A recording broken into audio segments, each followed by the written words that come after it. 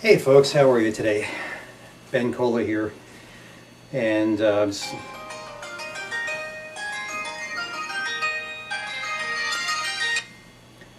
sorry I told my phone to go into silent mode, but it doesn't listen sometimes, so I'll just turn the sucker off. Uh, we did confirm that my good friend Clarence Stevens passed away, and the fact that he lives in New Jersey now and I live in Florida, and the distance factor and the fact that I guess he had so many students that recognized him as a wonderful leader. Somehow, maybe they didn't have my new number or something, I don't know, but I wasn't notified. It's funny, it's not funny, but I had a strange feeling that I hadn't had for a long time about Clarence. I was thinking about him. He passed away last year in June, and right about that same time I had the strangest feeling that something bad may have happened, and I tried to call him, but I didn't have his number anymore either, or was disconnected or something. So and we didn't have an email way of talk. I didn't know his email address, but in any case, I left a message for Dale, his wife. I'm sure she'll call me back, and we're all knew each other pretty well, and so let me. I'm wearing black today because of the situation here with the deaths. Still mourning the death of my father, Ben Cola, from Ben Cola Sr., RCA engineer all his life, one of the pioneering inventors of the modern phased array radar system for the Navy, which can see in all directions at the same time, versus the old-fashioned kind of radar that goes around in circles. It enables the Navy to track multiple targets all at one time without any kind of time lag, so they don't have to wait for this big antenna to swing around. They can see all the time in all directions at all moments. And my father was pioneering that all back I don't know, maybe in the 60s, and all of his top secret work. But in any case, my father taught me everything I know about electricity, and mostly DC circuitry. I really wasn't much interested in the AC circuitry, but because when I was a young boy, and now toying around with boats as a hobby all my life, I used to ask my father a lot of questions. And but as a very young boy, he taught me all about 12-volt DC circuitry, and I learned everything I know, and it's enough for me to pretty much rewire any kind of 12-volt system. And I use this technology on boats because you all well know I enjoy boats. I buy them smashed up and fix them up in my spare time, and so my knowledge of 12-volt DC circuitry, taught to me by my wonderful father, beloved father, who passed away, enables me to very quickly rewire and without a lot of undue fuss these boats that a lot of times when salt water hits them, the wiring needs to be completely ripped out. And I do have the knowledge and the capability, thanks to my father, not thanks to any kind of schooling or anything, but thanks to the direct mentoring and teaching of my father, who's an electrician with higher degrees, taught me directly how to do this kind of trade, which I do as a hobby. And so, but I want to tell you, I was in the car the other day. I wanted to tell you another funny story about my younger life, but I want to put that aside for a minute because I heard on NPR. I listen to National Public Radio all the time when I'm sitting in the car, traffic or whatever, going somewhere. I like to listen to NPR because they tell me what's going on, and sometimes you start to wonder. I mean, with the new laws that they're passing, that the government is allowed to spread propaganda, you have to wonder and sort of check for yourself anything they say anymore, because it seems like I guess the politicians lie. Seems like almost all of them lie. You can't trust anything they say, because a lot of times not only do they lie, but it's the opposite of what they tell you. And I can give you many examples, but I'm not going to mention any names or anything here. I want to say one thing else before I get going, that I say the Pledge of Allegiance every day to the flag of the United States of America, and I'm an American citizen. I consider myself to be an American citizen. Like, if that makes me a patriot, then I guess maybe I'm a patriot. My family grandfather told me when he came from Italy, I asked him, you know, what was it like in Italy, and he explained that to me, and we won't get into that, but he told me that he came here because the Constitution of the United States granted rights that they didn't ordinarily have, the freedom of speech, freedom to assemble, freedom to own a gun. Mostly, I think what bothered him was the privacy, the right to privacy and freedom of speech. Apparently, in other countries, there is no right to privacy or right to freedom of speech. And so that was one of the main reasons that they came from Italy. On both sides of my family, both my grandparents said the same thing in separate dinners that we had when I asked them, you know, why did you come to the United States? Well, because that is what, obviously, them coming here is what put me here, and I ended up being born in Philadelphia, right around the corner from the Liberty Bell. And so I believe so much in the Constitution of the United States. I recently took a tour, and I'll show you the video in a clip. I'll pin it up to YouTube, and you'll see a horse and buggy ride where they rode, Lee and I, Miss Lee, my wife, and we rode around in the buggy and through the center of Philadelphia, where the founding fathers reside, and where the Liberty Bell is, and where I was born. And those rickety cobblestone streets still there today. You can take the tour. I strongly urge you to get down there and take the tour and see where the founding fathers lived. In any case, it's very interesting, and I wanted to just reinforce, you know, some people, you hear these stories that they want to renounce their citizenship to the United States because they're not happy with the way things are going. Now, you know, I'm the kind of guy who likes to fix things. I fixed up about 35, maybe 40 boats. Some of them are pretty big yachts that were pretty smashed up and wrecked up. In any case, I believed in you know, taking these boats and putting a lot of attention into them and fixing them up, and I just hate to see a good sailboat go to waste. And then sometimes you could sell it for, even if you got your money back, I guess you were lucky. But in any case, it was just a hobby to me. And so on the weekends, that's what I would do if I wasn't actually sailing it or fishing or captaining a vessel for someone as captain in command.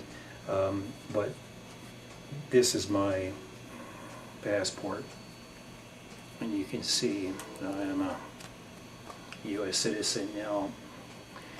Now this sucker needs to be renewed, but I just wanted to show you, and I could show you my birth certificate as well, and I could get a copy of it very quickly. I wouldn't have to have any kind of a wait like other people we know that may, where their birth was questioned, where they were born. I have no such dilemma. I can get my birth certificate in just a few minutes from Harrisburg, Pennsylvania. But I want to talk about what I heard on National Public Radio just a couple of days ago, and I thought about it for a couple of days. So they were talking about sovereign citizens, and especially in Florida. They were saying that in Florida apparently there's a movement of sovereign citizens, and these sovereign citizens on NPR, they were saying that they felt that they were above the law, that they were not subject to the law, and that there were apparently militia movements. And I have to say that from my studies, and I've been looking into this, I don't think that any modern day militia, a person who maybe feels that they're American too, they were born here like I was, and they want to tote around a big gun. I feel no need to tote around a big gun or own a big gun, although I do have a concealed carry permit. I believe that everyone should have a right to have a gun. I believe fully in the Constitution as originally written, And I just wanted to talk about for a minute about these sovereign citizens. I think that the police, when they say, look, we're worried that in the state of Florida there are too many of these sovereign citizens, and they're running into them, and they're trying to figure out a way of dealing with these people because they feel that they're above the law. I just want to say one thing. I do not feel I'm above any law, an ordinance or law, whether it's a state law, local law, or federal law. I feel that I'm not above any of the laws. I do think that maybe there are some sovereign citizens who, what's happening here, I think, is that they believe that they're above the law because they feel that there's something the matter with the law. And I have to think that maybe they have a point there to some extent, and it definitely needs looking into, and maybe not so much for these so-called sovereign citizen people, because I think they know why they feel the way they feel. But after the revelation that our telephones are all being monitored, and that President Obama said, well, no one is listening to you, but I mean, they very well could be recording you, tape recording you, or digitally recording your conversation, and so maybe they're not listening to you, but they could perhaps retrieve any phone conversation made from any telephone anywhere in the United States, and perhaps even anywhere in the world. I mean, there have been revelations that Merkel in Germany was, her personal phone was tapped, and I suppose they tapped Vladimir Putin's phone, whatever. But I think that we all have to look deep inside ourselves and say, look, what is happening in America today?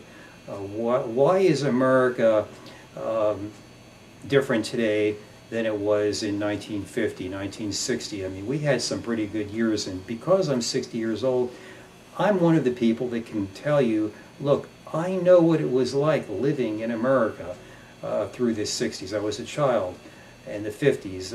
I was born in 54, and in the 70s, and the 80s, the 90s, and the 2000s, right up until today, to 2015. I have seen so many changes in being a business owner and insuring 10,000 people, handling thousands, at least 2,000 insurance claims, many of them serious disasters where people were blown completely out of their home. I have a very good feeling. I've spoken to many people, whether they bought insurance from me or a property from me, or whether I manage their property for them as their broker of record.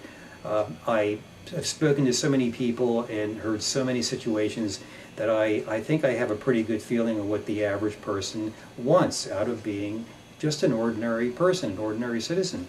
And the other thing I want to say is that when I moved from New Jersey, as I told you, where I lived as a child, to Florida, my licenses were no good. I had to go back to school all over again, and it took years for me to get my licenses transferred from New Jersey to Florida, because there was no recognition. And in order to become a broker of record and to get my insurance general lines license, I had to go back to school, and it was much harder in Florida than it was getting those licenses in New Jersey. Although many years have gone by, and maybe they just made it harder up in New Jersey as well. I don't know. But during that time, I had to do something to make a dollar, because I didn't have my normal occupational licenses. I had to find anything I could do to earn a living. So I went to work for a company called Evergreen.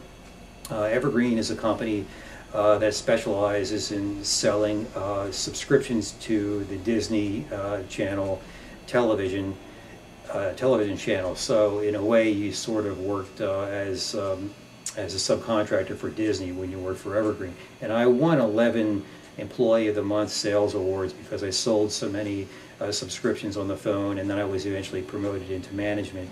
And but I just wanted to say that the Evergreen company is a small company of maybe 100 people there on the phone, and some staffers and managers there.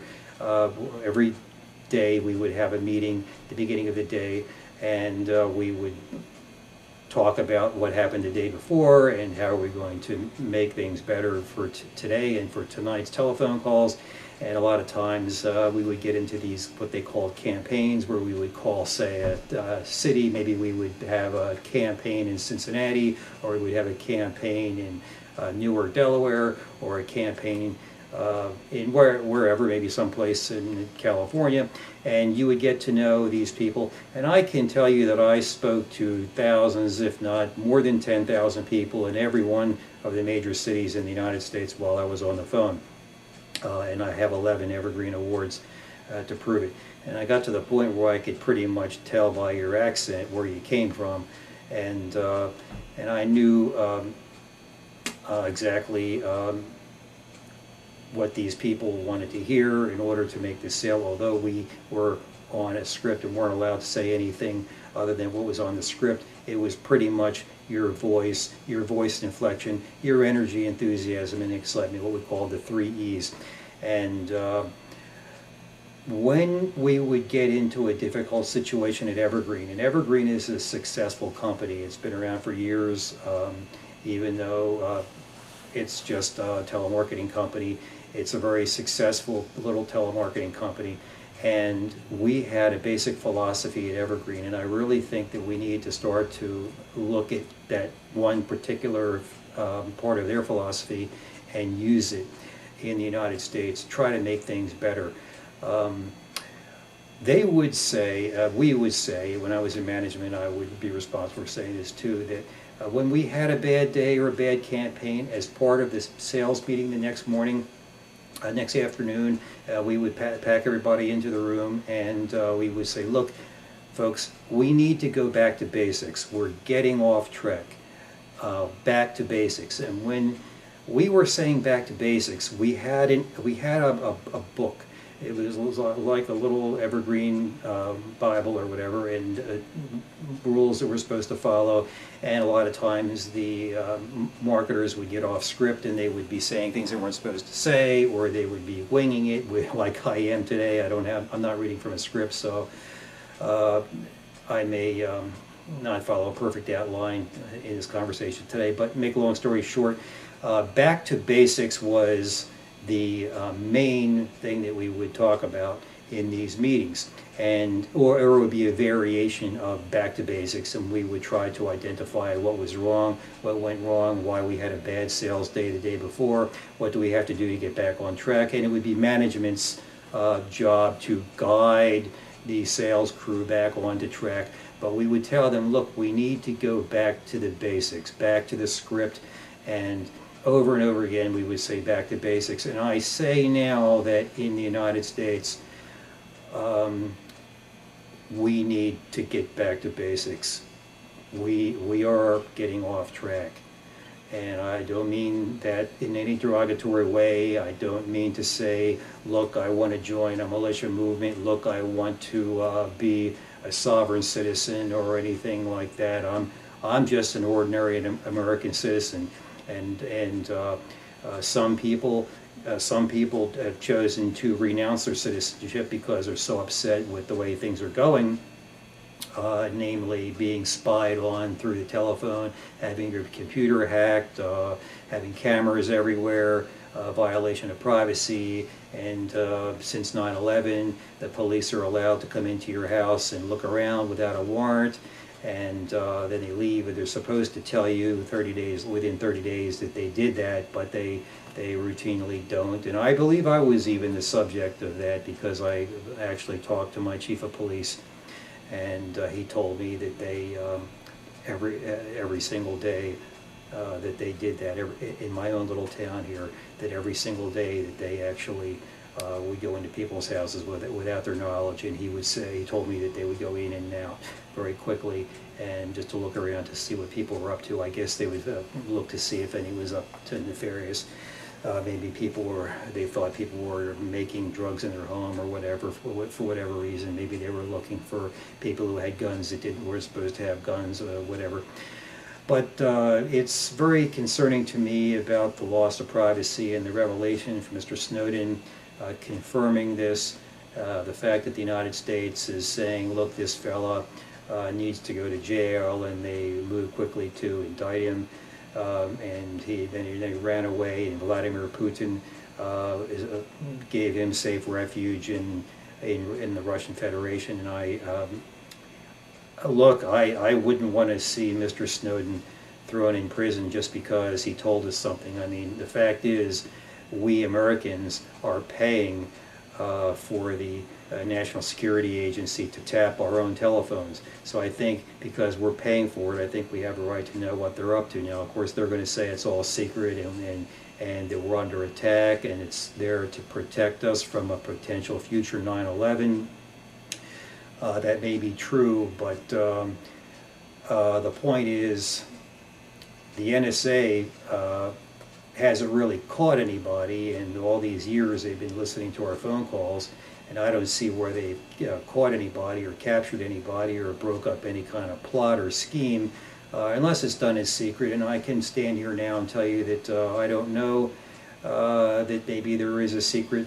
If it's a secret, and then maybe they did break up plots and they didn't want to tell anybody because it would give some other kook an idea to complete some kind of riffraff or some kind of an attack or something that maybe was in fact planned, and so maybe they don't want to reveal that they broke some kind of an attack up because it would give some other kook an idea to maybe make an attack somehow against the United States because they don't like us or whatever around the world. And frankly, I don't give a crap if the people around the world like. I mean, I want the people around the world to like us, but my position is that, number one, we're off track with respect to the Constitution, and number two, I think our privacy is more important than anything else. Number three, I think if we get back on track, we should review every single law that's been written, and I mean every single law, from an ordinance, a local ordinance, to a state law, to a federal law or rule, and we need to make sure that every one of these rules complies with the Constitution of the United States, because that's why we came here in the first place. We came here because we knew we were going to have this Constitution, and the people were born here. Americans have these inalienable, that means they cannot be separated from the natural person, these certain rights. The most important, which is the right to privacy, and not to have your telephone tapped, and not to have your home snooped and bugged and peeped into by the police. And now look, if you're a bad guy and maybe they get a warrant, I suppose it's a good thing that they can stop a crime before it happens, but I mean, they've taken it too far at this point. And when my own chief of police, who, by the way, I get along very well with my local police department. We all know each other. I mean, I'm not really good with remembering names, but we know each other when we see each other face to face, and we pass each other on the local roads here, and we wave. And so I totally back my local police department, and I frankly don't feel any need that we need to have the Department of Homeland Security. Right now the GOP wants to cut the budget for the Homeland Security. I think we are secure enough because we do have a wonderful police force, and we do have also the Sheriff's Department, and backing them up we have the state police, and backing them up we do have an armed populace, and good people do have weapons, and they can defend themselves in their homes. And when something screwy happens, should something else screwy happen, I can assure you virtually all of us have cell phones, and we will not hesitate to call 911. And that makes every honest American citizen a sort of a censor, so to speak. And we will call the police if something happens, and the police can take it from there.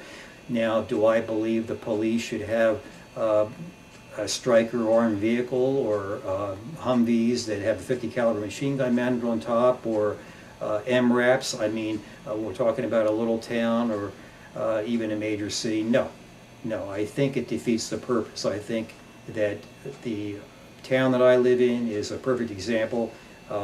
We have a good relationship with the police, anything screwy happens, we see people here that don't belong, we call the police, and if they need backup, trust me, they can get backup. They have, this Seminole County Sheriff's Department has quite a few helicopters, which can, they have dog teams. I mean, they can track down troublemakers, and if they need backup, they can call it. But do we need this another layer that we didn't have before 9/11, the Department of Homeland Security? Do we need to throw even another layer on top of the fact that the police are now coming into our homes and sneaking and peeking and looking around and leaving without telling you?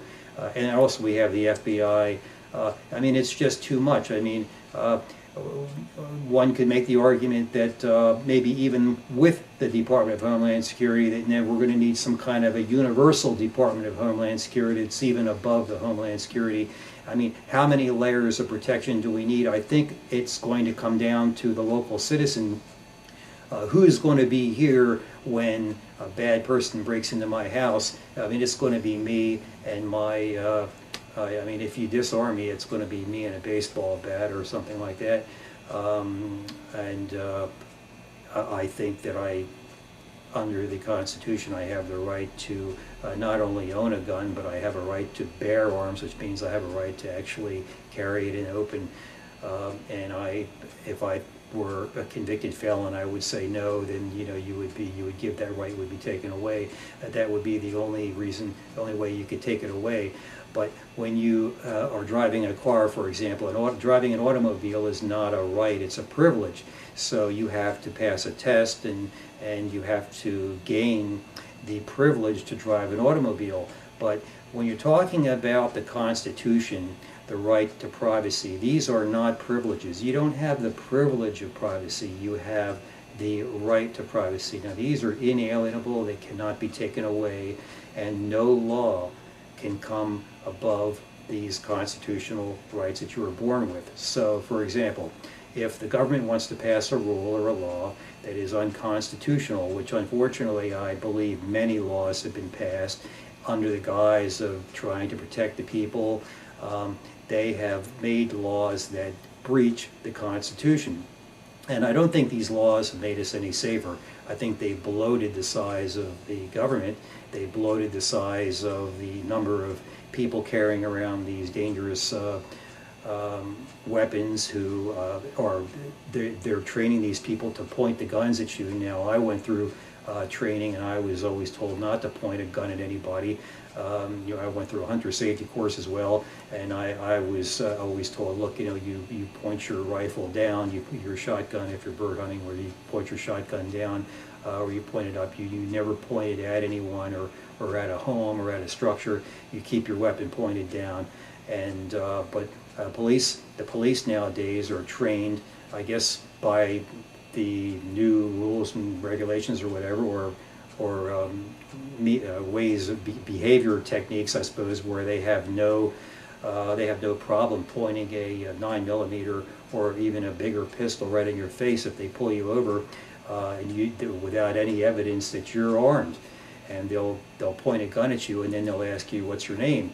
I mean, and you're standing there unarmed, or they'll attack you when maybe they're using excess force. And you see stories almost every day now on the internet, and even in the mainline television, where you've got the homeless people being beaten up. The police are obligated to serve and protect the people, and our weakest people are being gunned down. I mean, there was a story just a few months ago where a 12-year-old boy was riding on a swing set, and he had a water pistol in his hand, and someone called 911. Like I said, the people are the early warning sensors, and the police came, and they shot the boy, and all it was a water pistol. And the 911 call that came in said, I think it is a water pistol, but he has a gun and he's swinging on the swing set. So the police came, and they shot the kid. I mean, who in the world would have taught the police that they need to shoot a 12-year-old boy, I mean, who's swinging around a water pistol? And my belief is that the police wear body armor, and they're well trained. They could have told the boy to put the gun down. They could have hid behind their car until the boy complied. they could have wound the situation down. And I don't care what they say, what anyone says at the police department about that. You don't shoot a 12-year-old kid with a water pistol and say, well, I thought it might have been a real gun. I think the police get paid to take the first shot, to tell you the truth. I think they're only allowed to return fire. And if I were in charge, I would say, look, unless there is absolute, surely guaranteed fire coming at you, coming your way, you're not allowed to return fire. You're only allowed to return fire. You're not allowed to shoot first. No shoot first, and no pointing your gun at anybody that might then scare them so much that you may provoke someone to reach for a gun if they do in fact have a gun. I mean, if the police point a gun in your face and you have a concealed carry permit, obviously it'd be best to put your hands up. But I mean, why do the police have to stick a gun in your face when you haven't shot at them first? And they don't know for sure whether you're carrying a pistol or not, or carrying a concealed weapon. Years ago, the police were not allowed to shoot first. They were only allowed to return fire, saying, well, they shot at us. And even if you're in the United Nations, even if you're in the UN and you're a security force, when you're a soldier, you're not allowed to shoot first. You have to place yourself between the two warring parties. And there is no shooting first. You wear your blue helmet and you go out in the field and you plant your army tank or your vehicles or whatever armored vehicle you have between the warring parties. And the idea is to stop the violence, not to provoke anybody, and you're not allowed to shoot first. And I think if the UN is not allowed to shoot first when they're put themselves between warring parties, I mean, why should the local police department in a little town like, well, it hasn't happened here, but I mean, why should in a little town or a city like Cincinnati, why should the police pull a gun out and just blast somebody? Or why should they even tase somebody? I mean, they do have the option to tase you, but I believe that tasing somebody is just too dangerous as well. And the police have a telephone, just like I have a cell phone. They have a radio, works even faster, and they can call for backup help. And they could easily hold a 12-year-old boy down, or a 50 or 60-year-old older man down to someone who might be a member of AARP or old enough to join and be a member of AARP. Even if he's swinging a baseball bat, I think the police should be able to grab a man. I mean, I think even I would be strong enough to grab somebody with a baseball bat and hold him down long enough for the police to come. So I wouldn't feel the need to pull my sidearm out and blast them because they have a baseball bat or even a gun, unless they were shooting at me. I think I'd run and hide first, call the police and let them deal with it. But I wouldn't want the police to come and just shoot anybody. I think that everything is getting out of control.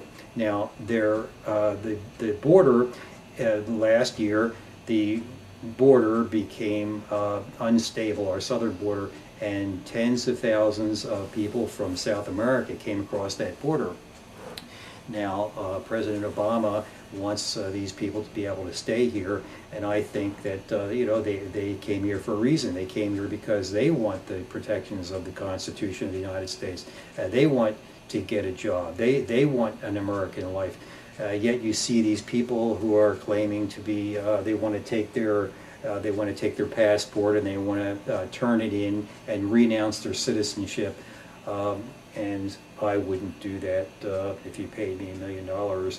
I just wouldn't do that, because I'm here to fix things. I'm not here to run away. And I could tell you that being a Coast Guard captain, I could, and with the people I know and the boats that I've captained, and that are still available for me at any time, I could simply make a couple of telephone calls and get on one of these big boats and leave, and I can assure you I could go to any tropical island anywhere around the earth and live the rest of my life in another country.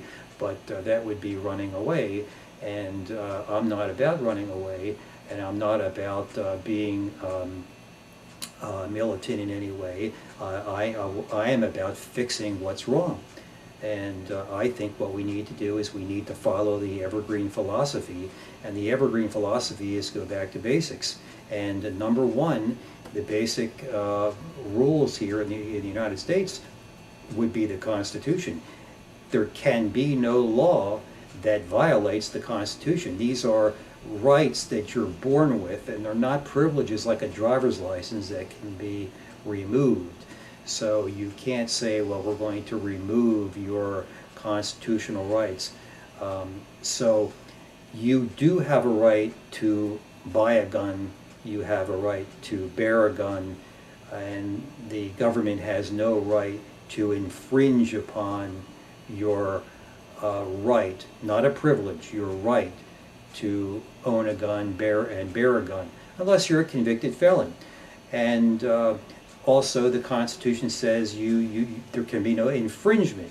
Infringement would be making little rules and regulations that say, well, you know, we can't take away your right to bear arms or have a gun, but we're going to take away all your bullets. Now, a few years ago, the Department of Homeland Security ordered 1 billion bullets. The government ordered a billion bullets. Right now, I can't go to the store and buy a bullet for my sidearm. I have a concealed carry permit. Been carrying a permit around for decades and carrying a gun every day. I never did when I lived in New Jersey because I didn't feel the need. But when I moved to Florida, in the neighborhoods that I was operating in as a broker, there were some rough neighborhoods, and I was carrying a lot of money. And I never really thought about it. I never had a desire to carry a gun until I started to have the need to go into these neighborhoods that were pretty scary. And so that's when I applied. But in any case, I never ever pulled the gun out. Never in every, like I said, I've been wearing a gun for decades, every day, religiously, and I don't even go to church without the gun in my possession. But I never had to pull the gun or reach for the gun in all the decades that I've been carrying the gun. Nobody knows I have it, but I do have a permit to carry it. In any case, even if I did not have a permit for the sidearm, I would think that anybody who's not a felon should have a right to this. They tell us that the ISIS is coming, they tell us that the terrorists are coming, they tell us that's why they have the NSA, they tell us that is why they're taking away our constitutional rights. The government tells us that's why they're coming into your house and snooping around and peeping around to make sure you're not one of the so-called terrorists. And the thought that they would even call an American person a terrorist without some kind of proof is out of line. And if I were in control, I would take the word terrorist out of the dictionary. As a matter of fact, I think that the word terrorist, when it's used wrongfully, I think there should be some kind of a fine. And if you're working for the government, let me remind you that you're a servant. You are not an official. You hear the mainstream news all the time, the officials this, the officials that. Now, I'm not saying that you're not important, that we don't need you, that we're not going to obey the rules and the law, but unless you're a judge or a police officer, you're not an official, and even a police officer is still a servant.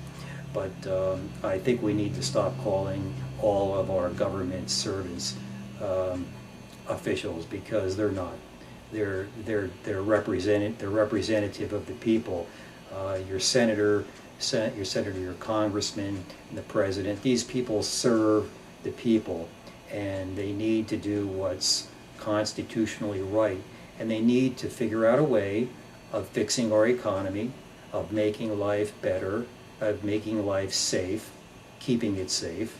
I think it's already safe. I don't see where, I don't feel that we're not safe. I worry more about nuclear weapons falling into the wrong hands, or even a nuclear weapon being fired in earnest by a country that legally owns a nuclear weapon, that made a nuclear weapon, like the Soviet Union. I worry more about the possibility of the Russian Federation, rather, or even a country like France, or a country like the Brits, who may have a nuclear weapon, that somehow maybe a nuclear weapon may be fired by mistake. And so that's why I think that these nuclear weapons need to be taken offline. They need to be dismantled. They need to be put away, because the possibility they could fall into the wrong hands, into the hands of a real terrorist, is a scary thought. And the damage, and if the weapons are used in a legitimate war of some kind, which I hope to God never happens, it would just damage the earth, and it would damage the environment for all of us. So you can't really have a nuclear war that's not going to have backflow on you. For example, if the United States tried to a first strike on Iran, or a first strike against the Soviet Union, I mean, it's impossible, because they would fire back. And even if they were not able to fire back, the radioactivity would go around the earth, and it would shorten everybody's life, if not kill you very quickly, and it would be a horrible death. I could tell you that your thyroid would be damaged. My thyroid was damaged to the point where I had to have it obliterated with chemotherapy, and so I have to take a pill every day, otherwise I'll die. And that happened to me because I got nuked, and I got nuked by either a nuclear power plant, or maybe a rain from Fukushima, because I'm outside quite a bit. And it just so happens that a lot of people don't know that the majority of the nuclear radioactivity fallout from Fukushima landed in Melbourne, Florida, Indian River area, up and down the East Coast, from Jacksonville down to Miami. A great amount of radioactivity fell from the Fukushima disaster. And I want to remind everybody that the Fukushima disaster is ongoing. The ocean is being leaked into, because the corium, the actual reactors themselves, have melted down, and they're in the ground, and they're still hot like the sun, and they're just molten metal, glowing as bright as the sun, or probably brighter than the sun, down in the earth. And the water table that's down there, and the fact that they're right there on the beach, the steam that they're generating that's coming up is radioactive, and that's leaking into the Pacific Ocean. And it's been leaking into the Pacific Ocean ever since March of 2011. I just want to keep that in mind. And I think that if I were in charge, I would make sure that I did everything possible to shut that thing down. If the United States needs to send scientists, or even military forces, or some kind of team of experts over there to help the Japanese, and maybe there needs to be there does need to be a global effort to shut that thing down, because every day that thing is leaking into the Pacific Ocean, and it's going to kill off the plankton. We're already measuring cesium plumes in California, right off of California, and it's when it rains, the water coming out of the sky, the rain is a little bit radioactive now. And that's in addition to the fact that I went through 3 Mile Island. I lived just over the Delaware River, so I was flying an airplane every day, and I was flying in the airspace that was affected by 3 Mile Island. But the government never told us that there was iodine in the air, and so somehow, either through that or through Fukushima, my thyroid went, and I collapsed, and I thought I was having a heart attack. I collapsed, actually it was right here is where I collapsed, and my blood pressure hit almost 300 over 200, and my wife called the ambulance, so they came, and they put monitors on me right away. And I think I told you the story. I ended up in the hospital, and they said, well, you're not having a heart attack, but we need to fix your thyroid cancer. So now I don't have an operating thyroid, thanks to the radioactivity. So I can assure you, you do not want this to happen to you, because when your thyroid goes, you'll think you're having a heart attack, and then you will have a heart attack if you're not treated. and then they'll write a little write-up on you, well, you had a heart attack and died. No, you died because your thyroid was screwed up and nobody thought to check you for thyroid disease. I recommend that all Americans, especially since we know that we all were hit with Fukushima radiation from fallout that encircled the Earth, everyone should be checked for the thyroid function. And you may need to go on a supplement or a full-bore, treatment like I have to take every day. Otherwise, my doctor says I will die. She says that it'll take a month for me to die, but I'll die in a month if I don't have to take a pill every day. So that's how serious this is. Now, you would not want a nuclear war because we would have the same result. If you weren't killed by the initial blast, you would die a horrifying death. And you won't be able to just take a pill for your thyroid, because if there's a real nuclear war, you're going to get hit with cesium and strontium, uranium and plutonium, and you're going to get hit with these isotopes that are going to kill you in minutes, hours, days, or weeks, months, or if you're lucky, it'll only take if you're lucky, you'll die fast, otherwise you die slow. But either way, your life will be shortened, and I don't care where you live, it's going to come and get you. So these need to be done away with, and we need other ways of making energy. And I also want to say that I have been working as a consultant on a project that's been going now, well, it'll be 5 years, and 5 years coming up in the summer, and we're going to be doing a press release, and I'm going to explain exactly what we've been doing. But I'm going to be proving to the world that you can live off-grid and I mean completely disconnected from the electricity service, and completely disconnected from the need for radioactive power or coal-generated power or any kind of power, living solely on solar power and wind power. And there will be a press release coming up in a few months, and we'll actually go on camera on site, and I'm going to show you exactly what we did in that effort, and prove to you that for 5 years that we've had this situation running, and it's proved to you that it's doable. And there's no reason that every single home in the United States can have this kind of a setup. Now, if you take the cost of these nuclear power plants into consideration, let alone the danger that one of them should malfunction like Fukushima, or come under attack, or even something just go wrong like Chernobyl, and the blast would be horrifying. And your homeowner's insurance, and I'm an insurance expert, is going to tell you that it doesn't cover nuclear radiation and the fallout that follows. If something bad were to happen to your local nuclear power plant, you wouldn't be able to live in your home. You would be told to move, and that would be it. There would be no compensation. You would simply have to move. You wouldn't be able to take anything with you because it would all be irradiated. And so then you'd have to just go somewhere else. I mean, do you really want that to happen? I think these nuclear power plants need to be wound down. In the meantime, they all need to be serviced and brought up to a safety standard that is double or triple what it already is. And I know they're safe. For the major, they're as safe as they can be with the technology that they had at the time that they were built. But I think we need to revamp them and make them even stronger. We need to think beyond and out of the box.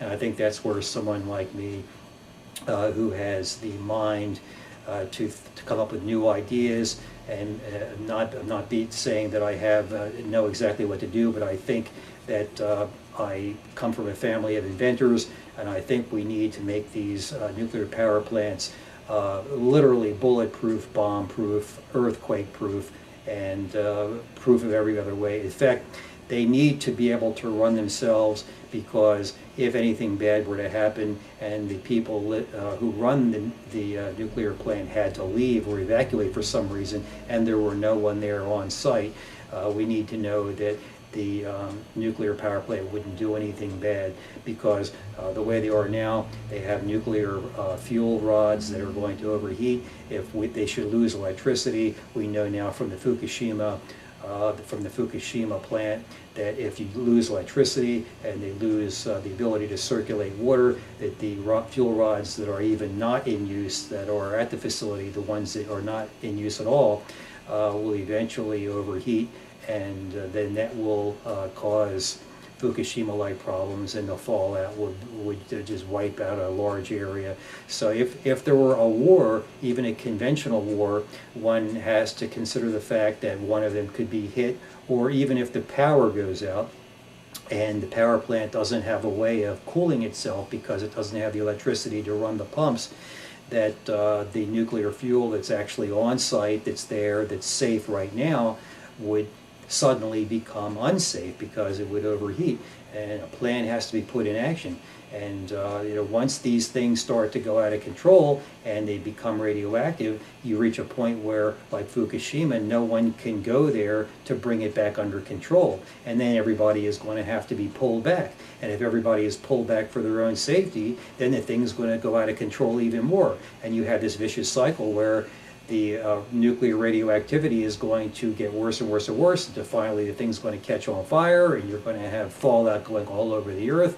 And we have to think about opening more of these nuclear power plants, and not just in America, but I mean we need to start thinking about renewable sources.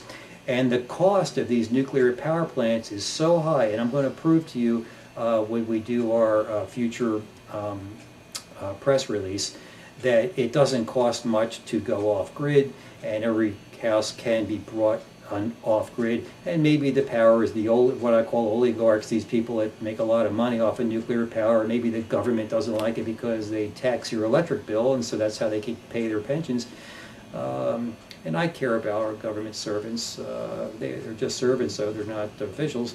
I care about them, and I want them to get their pensions, but I don't want the earth to be in an unsustainable situation. As my father passed away, my grandfather passed away, Clarence Stevenson passed away, my great mentor, my uncle Rudy Cola, Google him, a great inventor like my father, from Malvern, Pennsylvania, with 23 patents to his name. I mean, these guys would tell you that yes, you can power an individual home off grid. But getting back to the back to basics thing, getting carried away with the future press release we're going to have about going off the grid.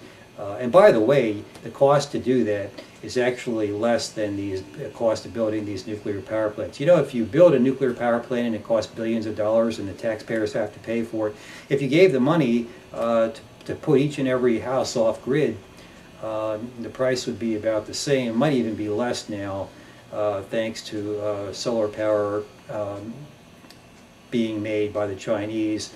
Now, Obama got jealous, I guess, and last year, it was last year or the year before last, he imposed a 15% tax on Chinese solar power plants when Solyndra failed, and there was because they can make solar panels cheaper than we can. I guess he got jealous and said, well, you know, we're going to put a 15% tariff on them. I say to remove that tariff immediately. If the Chinese can make solar panels 15% cheaper than we can, and I don't see where the United States is producing them anyway. I think there is one or two countries. The solar panels we use for our experiment were made in the United States.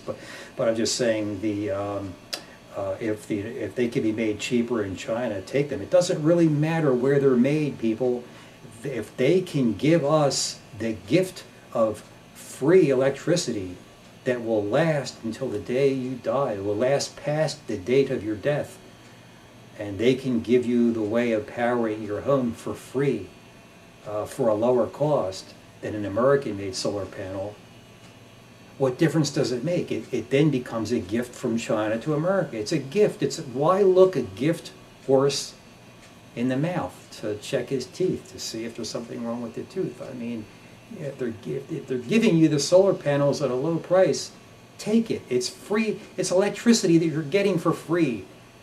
The fact that it's coming from somewhere else, and you're jealous of this or something, and so you throw a tariff on there.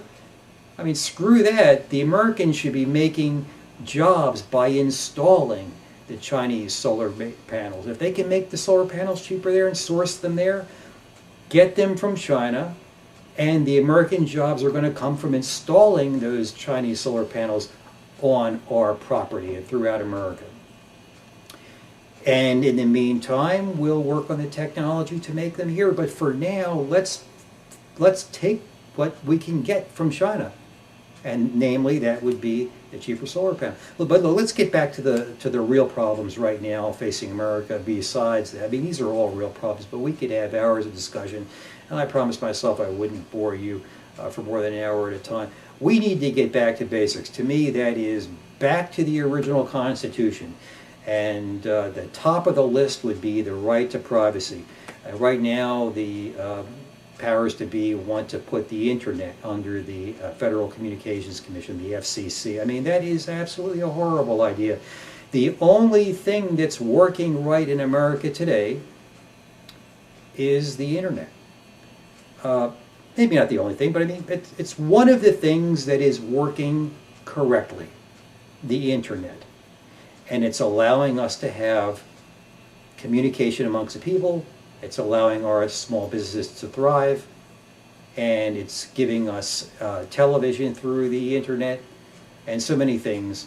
In any event, by putting it under the FCC, I'm afraid the government is going to start regulating who is allowed to use it, and therefore, thereby stifling free speech. They're going to turn it into a privilege like they're trying to do with a gun. You have to have a privilege to own a gun instead of it's a right to bear arms. It's going to be a privilege to carry a weapon, or a privilege to own a gun. It's going to be a privilege at some point to speak and say what's on your mind, and I think that's terribly wrong. One of the most important reasons my family came here from Italy is that the freedom of speech. They didn't own guns, by the way, not even for home defense. Told me never to buy a gun, and they shouldn't have a gun. But the most important thing, the most important reason they came here is they wanted the right to say what was on their mind, and also to have privacy, the right to privacy. And to breach those things, which I'm afraid our country is doing right now, needs to be corrected. And tomorrow I'm going to do another show, and I'm going to tell you what I propose. But right now, I just want to say to Dale Stevenson, Clarence Stevens' wife, I'm so sorry for the death of Clarence. Clarence, God, if you can hear me, Clarence, I love you, guy. And Dad, I love you too, Father. I'm so sorry I wasn't there with you when you died. In a way, it's in a strange way, the computer key, as I told you in my prior episode, the computer key to my car didn't work. And actually, when I started to look into the timetable, you had already passed away. So I think when you died, the computer died along with you. And you saved me the drive from rushing up there, I guess, to see you. And I guess it was like you saying to me, Ben, don't worry about it.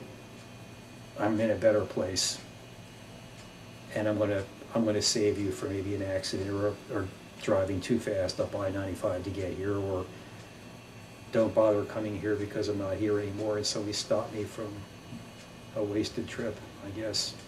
Father, I'll see you in heaven someday. I know you're in a better place. But once again, folks, let me end on a positive note. This makes me a proud citizen of the United States. I am not a terrorist. I'm a proud American. I'm glad to be here. I'm glad to be an American. I wouldn't give up my right to be an American, and I will not disobey its rules. But I would like to see the laws adjusted so that some of these laws that are in violation of the Constitution are illegal and need to be repealed. And I would like to lead up an effort to do that. So, okay, folks, thanks for listening to me. I hope I didn't bore you too much.